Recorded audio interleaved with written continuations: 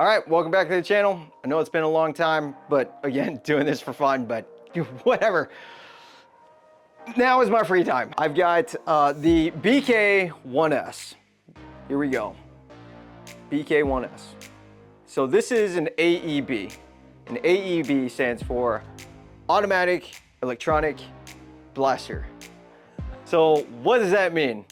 So in the hobby of Nerf, there are two main blasters, right? You've got what are called springers, which is the ones that you may be accustomed to, is where you've got your blaster and then you have a mechanism to pull it back, right? Which will compress the spring, and then you pull the trigger and that will release the plunger, forcing the air through the tube and the dart out of the barrel and into your target, right? And then the other is flywheelers. So flywheelers are basically motor driven. You've got a battery, probably double A's if it's stock. What it will do is generally you will have a rev trigger, which will rev up the motors. And then you will have your firing trigger, right? Which will fire your round into your target. So what that does is it has a mechanism to draw that dart or that round, like a rival round, through into the motors, which are spinning, and then thrust that ball or dart through the barrel and into your target, right? So there are benefits to either one. Springers, real quick, they're silent until you pull that trigger, so you can sneak up on somebody. Also, they tend to be more accurate. And then you've got your flywheelers. Benefit is they're fast. They can shoot a lot of darts, a lot of rival rounds, all at once. But the downside, obviously, is you've got to rev up those motors and people will hear you coming from a mile away. So there's that. And then AEBs is the best of both worlds together, right? So it uses motors to bring back that plunger, and then you will use your trigger to then fire off that plunger or release that plunger and then push that dart through the barrel and into your target, right? And then that motor will automatically bring that back for you. So you don't actually have to sit there and manually do it. So you can actually fire as fast as you can. And luckily with this one, it's also an automatic. So you've got semi-automatic and automatic on this BK1s. I also wanted to make mention that this is a blaster you probably don't want to play outdoors with. We do run a lot of private events, so I'm able to luckily play with this indoors. But as you can see, it's kind of going for more of the realistic look. I mean, yes, it does have like an orange tip that I've put on there.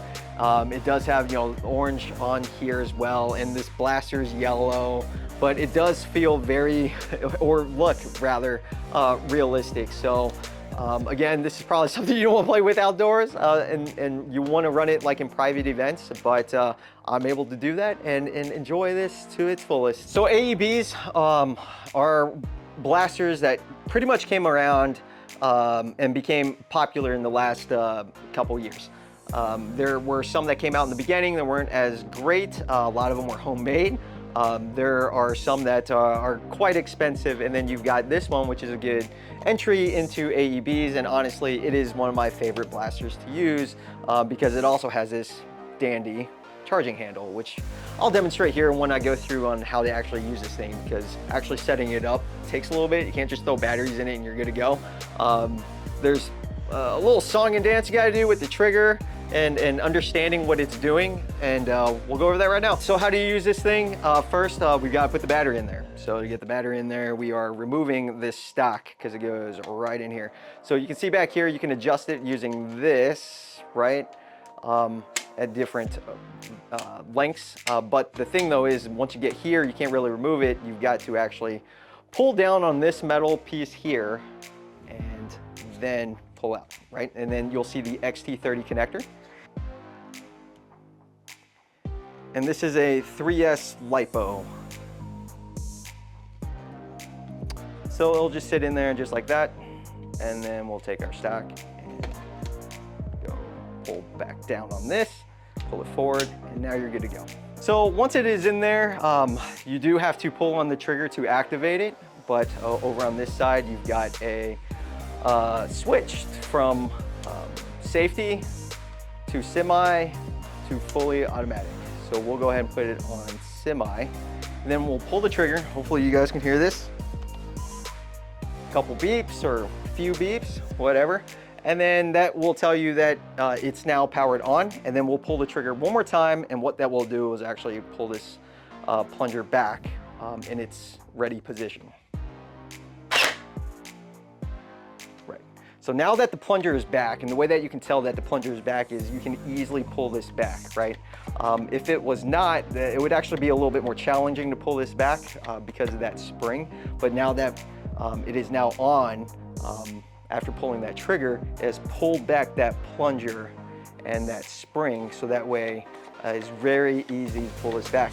Now, the benefit to having this charging handle is not only is it very cool to load up your bag and then pull this back to get that dart in there, but you can use it to clear jams. So on this side, you have a dart jam door, right? So it's a small one, but you're able to see if it's not firing correctly, if there's a dart that is stuck in there, and you can just pull back on the charging handle and get that cleared up. So there were times where I've had to clear a jam where I'm firing and it's just not working, and then I'll open up this little flap, right? That little flap there, pull back on this charging handle, and it will clear it out pretty quickly. I'll just pull it back and then let it go, and it just reseats that dart in there, and I'm able to go ahead and fire, right? So now that that's in, now it's time to load my mag. So it comes with these stock mags here. And the thing though is, and what's wild to me is there's this plastic piece that sits in here, and this is full. This mag is full. You can see how long it is, but I can't put any more darts in there because of this little piece that's here, right? I may fit one more dart in there, but this is made for 12, right? So what I've done is I've actually, there's this guy who makes modifications of these. X-Fox, I believe is what it is, and I saw that he made available, making that piece shorter here and replacing this bottom piece with a 3D printed piece, so that way it's a little bit more durable if you're the guy who wants to eject your mag and let it drop to the ground, right? But by doing that, I'm able to fit 3 or 4 more darts in here and have this filled up versus just 12, right? I can get about 15 in there, 15, maybe 16. So this blaster also comes with a set of darts to use, and I noticed that they were actually different from what you would typically see. So these are, I guess what some would call bamboo or ribbed darts, and I had never seen a blaster come with these before. The ones that I'm used to are, and what I like to use because they seem to be a little bit more durable than worker darts. Worker darts are great, but we all know that after you use them maybe a couple times, those dart heads are going to blow off. But I've been using a lot of these, the Adventure Force darts, because they are more durable. They seem fine. But the problem I find with this blaster, is very, and maybe it's just my unit. I don't know. But these Adventure Force darts, they don't work as well in this, like, at all. I get a lot of inconsistent shots. Some of them will fly great. Some of them will just kind of drop out a little bit and go halfway. But these are very inconsistent with mine, or maybe all of them, I don't know. But these ribbed ones, they actually work really, really great. So it comes with these, and I believe maybe they're blue tipped, the ones that it comes with. And then I searched online just to buy these more in bulk, and these are the ones that I came across. And the tips of these are actually glow in the dark, and these work really, really good in this. So I bought like 1,000 of them, and that should last me a good while. But obviously these can actually be used in any other short dart, blaster. But I prefer these in this. Also, another thing about these mags is these are proprietary, unfortunately. This blaster does not work with Talons. That would actually be a plus, because I have a lot of Talon mags because they're just compatible with a lot of different blasters, right? And that's why Talons are preferred. But you know, these are already so cheap anyway. I don't mind going ahead and just getting a few more of these. But it would have been nice if it was Talon compatible. Now there are instructions that you can actually go and make modifications to you know, the mag well here, which will allow you to use Talons, but I'm too lazy for that, so I'm not doing that. But once you have everything set and you want to load up your mag, you just basically just shove it in there, and then you'll pull back on the charging handle to get that dart loaded. So cool. So cool. And you're good to go, my friend. And as you can see, it pulled back as soon as I fired that trigger, right, to get it ready for the next one. So, and then of course over here, if I want to do full auto, go ahead and just flip that to full auto. Nope, that's safety.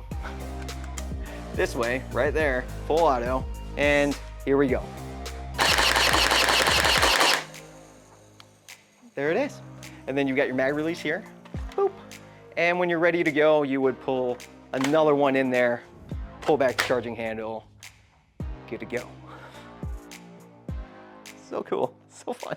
It's so fun, makes me feel so cool. So a couple things I added to this blaster to make it better is I've added this red dot. Right now I've dialed that in as best I could for Nerf. And I'm able to easily put this on here because it does have Picatinny rails along the top, which is super nice. And then I added this barrel attachment to add accuracy to this blaster. So the way that it does is as the dart is exiting, these will put a slight spin on the dart as it is coming out. So hopefully it is more accurate, and because they are using bearings instead of string, which is common in this hobby, there's less friction, and I will still hopefully get a pretty good FPS coming from this. And we'll go ahead and use the chrono and see what it gets with it, with this on there. It's dialed in. I really don't want to take it off to see what it gets out of the box. I'll tell you what they say it is on the box, I guess, but I really don't want to take this off and redial this in because right now it's pretty good, pretty good.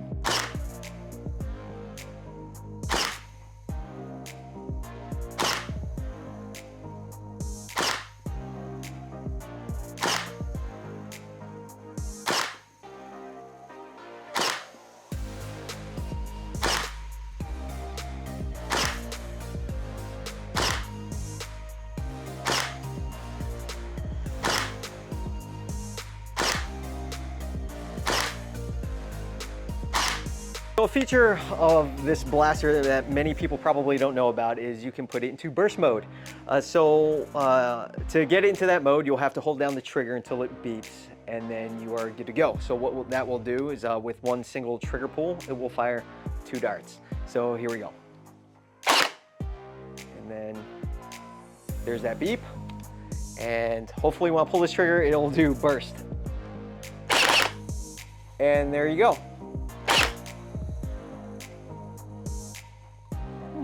If I lightly pull, that will actually just fire 1. But if I hold it down, it'll fire 2. Oh, wow. Okay, that's cool.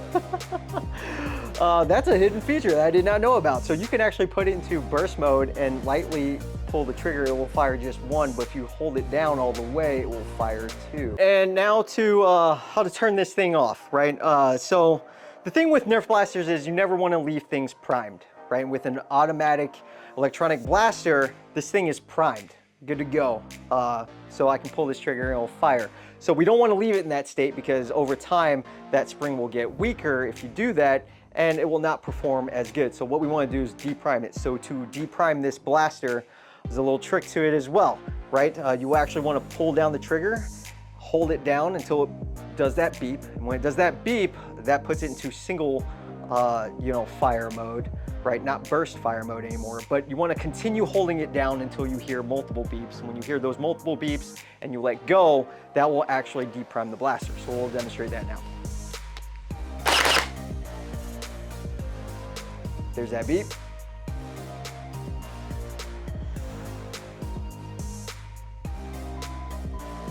than 2 long beeps. And when I let go of this trigger, it should deprime it. There you go. I really, really like the BK1s. It is very light. I think it looks very cool looking. I'm glad that it's Picatinny.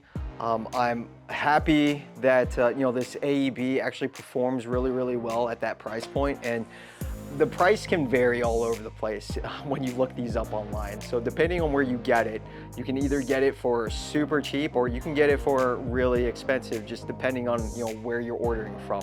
So I'm not going to say a price because it just varies so much, but you can do your own Googling.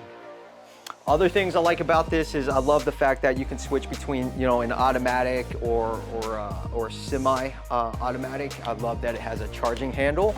I love the feeling of when, you know, you have to reload and then pull back on that charging handle and go.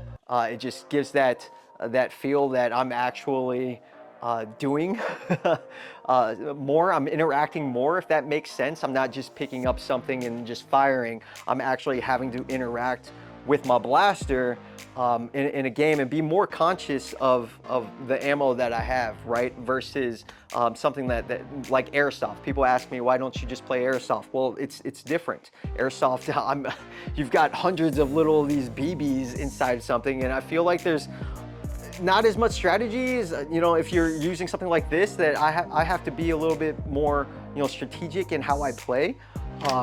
And that's just a little bit more fun for me, right? So yeah, overall, this is just a very, very fun blaster to use. You know, in the last few games that I've had or not have had to, I've wanted to use this. It's been very, very fun. This actually leads me into, you know, some news about, you know, I haven't posted a lot of videos of gameplay recently because it's been a hot minute, like because of COVID. Places were shut down. The place that did reopen up a couple years ago mysteriously just up and left, so that place doesn't even exist anymore. I made a thing out on my social media just to kind of ask people, hey, do you know a place I can have these organized Nerf battles? And luckily I was able to locate one, and now we have a place to actually go and run organized games, which is amazing. So here's some footage of that as I end this video. Again, sorry, I haven't been producing as much as I want, but I really wanted to get this out there and show the gameplay finally of, you know, us having a blast with you know, these blasters, and I can finally put a lot of these to use again. So here you go, and thanks for watching.